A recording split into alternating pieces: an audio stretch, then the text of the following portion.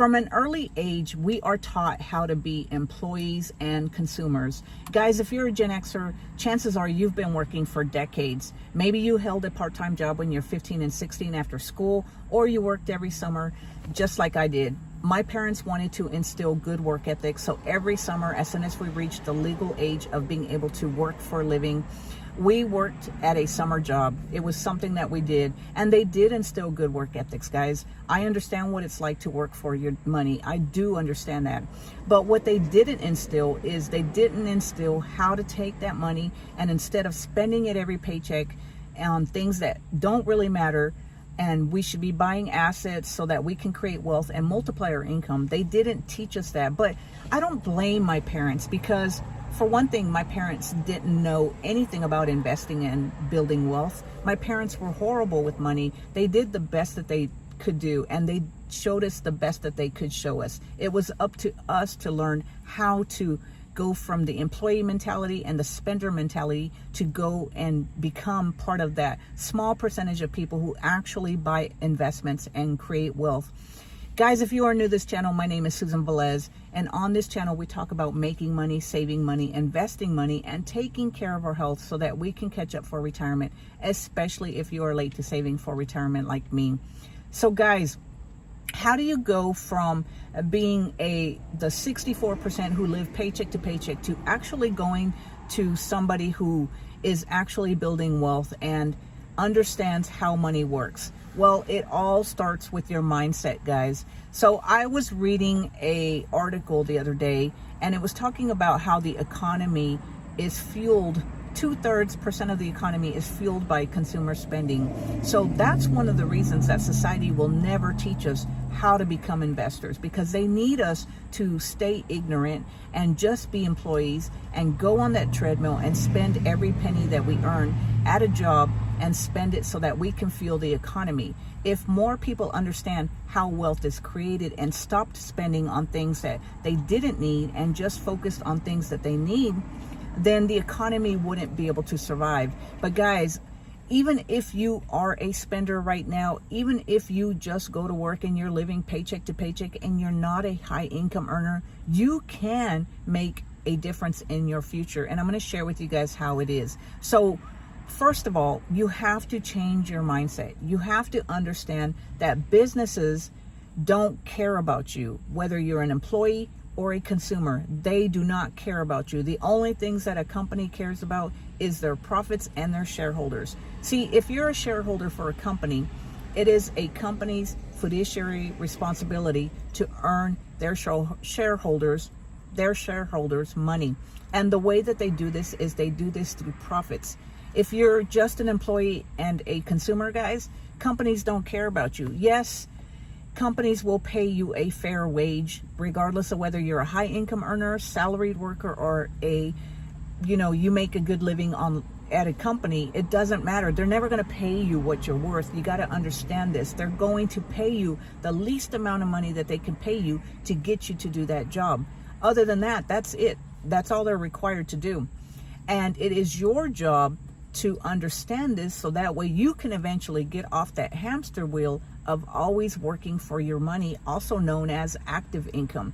So as a consumer, guys, companies don't care about you either, because while they may give you a discount of 5, 10, or even 15% off so that you can buy something at their business, they don't care about you. All they want is for you to spend money at their business so that in turn they can pay their CEOs big profits, and they can also pay their shareholders. So guys, that's all companies care about. But I'm not knocking companies, guys, because we need companies just like companies need us.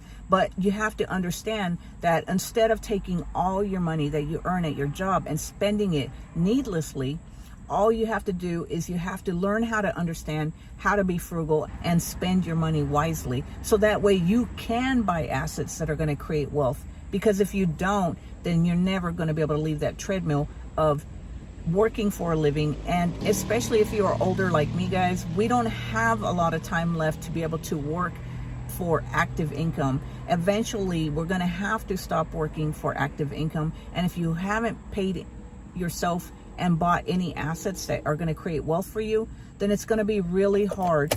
It's going to be really hard to quit working for your money. So understand that. That's the first step that you have to take, is you have to understand how companies work, how they're going to pay you, why they want you to buy at their stores. People who earn the most money in this society are business owners and shareholders. So if you buy stuff like right now, guys, let's just say that you have an Apple computer and you love the Apple computer. Instead of just using an Apple computer or upgrading your iPhone every year, why not take some of your money and invest in the company? That way you can become a shareholder. And you don't even have to buy the individual stock. You can buy an ETF if you don't want to buy an individual stock. Buy an ETF that holds some of your favorite companies that you use or you know are doing good in the economy, and you can actually participate as a shareholder. And that puts you among the people who are building wealth. But guys, if you don't understand this and you don't start buying individual stocks or ETFs or just start investing, period, you're never going to get out of that situation, because the only way that you can do that is by becoming a shareholder. Or another way, guys, is to become a business owner.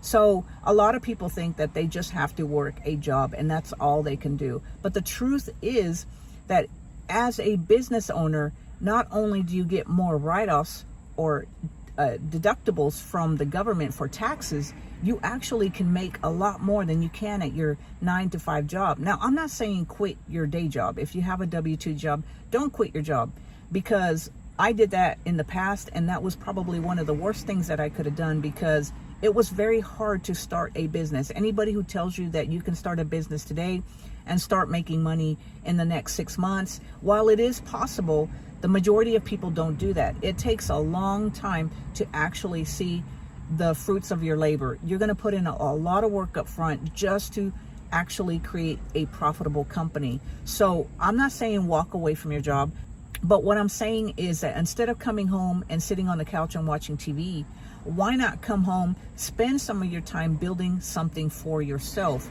a business, whether that's a YouTube channel, which I am hardcore on YouTube channel. It's because I think it's so easy to change anybody's life with a YouTube channel, and it's so easy to start. The upfront cost is, I mean, you don't even need to spend anything to start a YouTube channel. But regardless, guys, whether that's delivering pizza, driving Uber, or whatever you want to do to start a side gig or a side hustle on the side, you can do that, because I think it's so important to start something on the side. Like I said, you get all kinds of benefits as a self-employed individual, because, and also not only that, guys, if you don't have access to an employee 401k, when you start a side hustle and you start earning income from your business, after you pay your portions of taxes, including self-employment taxes, you can actually invest into a SEP IRA or a solo 401k or a simple IRA. So there's different vehicles for investing in a self-employment 401k that you don't get as an employee. And the great thing is, I have a solo 401k, guys, and if my business makes really good money, I can actually contribute a lot more into my solo 401k than I could from a employee 401k. So you want to do your due diligence on what type of vehicle you want to open up if you do start your own business. But that's the 3 ways that you actually get out of the mentality of just being an employee and a consumer. You have to understand that companies don't care about you, and you have to do something about your spending habits. If you are living paycheck to paycheck, even if you are a low income earner, you can still save something, guys. It might just be $10 a month. It might just be $25 a month. Regardless, you have to do something, because if you don't, no one is going to take care of you when you get older. Yes, you are going to have Social Security, but we have no clue what the Social Security system is going to look like. So you can't rely 100% on the Social Security. And then number 2, guys, is you have to start buying some type of investments. Invest your money, whether that's real estate, stock market, or whatever type of investments you do. I choose to invest my money in the stock market. That's where I have my investments. I understand there is risk whenever you invest in the stock market, but I also understand that the stock market is one of the best ways that it's going to be profitable for anybody like me, anybody average, anybody who doesn't understand how to create wealth. If you invest in the stock market and you buy ETFs and diversify your risk, that's one of the best ways to create wealth. And then number 3, guys, is that you want to start a business on your own. Start a side hustle of some kind while you are working a W-2 job. Give it time and just put every effort that you have into your side hustle. And before you know it, guys, that side hustle will be paying you a nice income. And even when you start creating a good income online or whatever type of side hustle you choose, you don't have to leave that W-2 job. I know a lot of people say that you should leave your W-2 job once your business starts creating what you're earning at your job. That's not necessarily true, guys. You can have the best of both worlds. You can continue working a job while working a side hustle. That way you have another source of income, because the more sources of income that you have, then the better off you're going to be, because most people who rely on just one income make it very hard. It makes it very hard to live and buy what you need to buy, because the cost of living is just going up, guys. Nothing is ever going to go back to what it was. I think that as time goes on, regardless of how bad people want the cost of living to go back to where it was 3 years ago, I don't think that's going to happen. Now, I could be wrong, but I don't think it's ever going to go back to where it was. So if you are struggling and you don't understand why you're living paycheck to paycheck and you haven't started creating wealth, these are the steps that you need to do, guys. So anyway, guys, let me know down in the comments below, are you just an employee or a consumer, or have you figured out what it takes to actually create wealth? And guys, like I said, I understand we are late to saving for retirement, especially if you're Gen Xer like me, but it doesn't mean that we cannot change our future. But nothing's going to change unless you start today. So anyway, guys, if you enjoyed this video, give it a thumbs up. Click on that subscribe button so that you can be notified whenever I put out a new video. And until next time, guys, I will talk to you later. Have a great day. Bye.